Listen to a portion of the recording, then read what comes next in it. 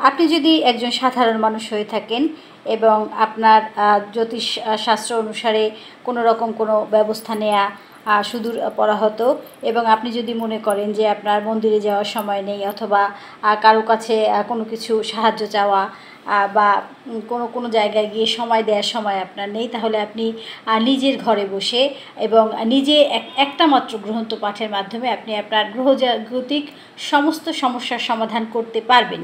হ্যাঁ, আমি এমন একটি বইয়ের কথা বলছি যেই বইটি পাঠ করলে আপনার গ্রহজাগতিক সমস্ত সমস্যার সমাধান এই একটা বইই সম্ভব।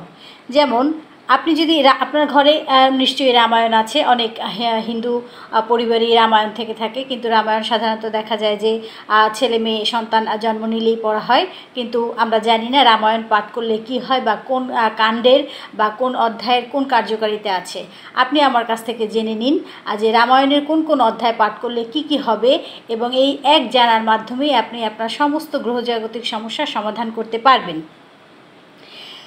যেমন জীবনে যদি আত্মবিশ্বাস ও সাফল্য পেতে চান এবং পিতৃসুখ পেতে চান, স্বাস্থ্যের উন্নতি করতে চান, তাহলে আপনি পাঠ করবেন বালকাণ্ড। এই বালকাণ্ড পাঠ করলে সূর্য ও চন্দ্রের দোষ খণ্ডন হয়ে যায়, রামায়ণের একটি বিশেষ কাণ্ড। অযোধ্যাকাণ্ড, আপনি যদি অযোধ্যাকাণ্ড পাঠ করে থাকেন তাহলে চন্দ্র ও শনির দোষের উপশম হবে। চন্দ্র ও শনি মিলে সাধারণত বিষযোগ তৈরি করে। এই বিষযোগ যার জীবনে আছে তার জীবন কতটা অশান্তিময় হয়ে থাকে সে নিজে জানে ভালোভাবে। যদি আপনি শনি ও চন্দ্রের বিষ দোষের শিকার হয়ে থাকেন, পারিবারিক কলহ, মানসিক অস্থিরতা, সম্পর্কে টানাপোড়েন যদি আপনি দূর করতে চান, তাহলে এই অধ্যায়টি পাঠ করুন। অযোধ্যাকাণ্ড পাঠ করলে আপনার শনি ও চন্দ্রের দোষ উপশম হবে।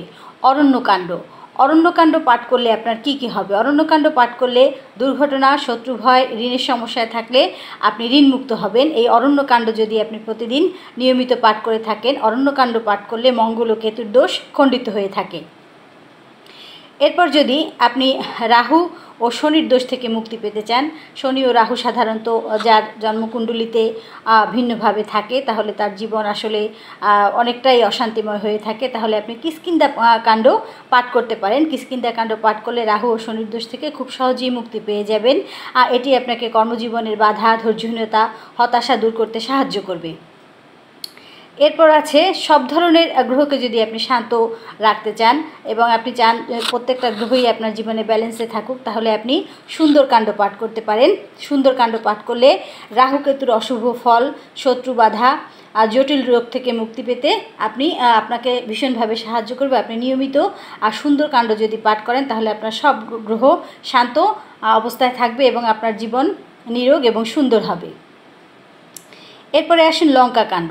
লঙ্কাকাণ্ড যদি আপনি পাঠ করেন, শনি ও রাহুর দোষ নষ্ট হবে, আর তার বিচার প্রক্রিয়ায় জয় হবে, অর্থাৎ আপনার কোনো বিষয়ে যদি বিচারাধীন থাকে, মামলার কোনো সমস্যা থাকে, শত্রু দমন হবে, অশুভ শক্তি থেকে রক্ষা পাবেন আপনি যদি লঙ্কাকাণ্ড প্রতিনিয়ত পাঠ করেন।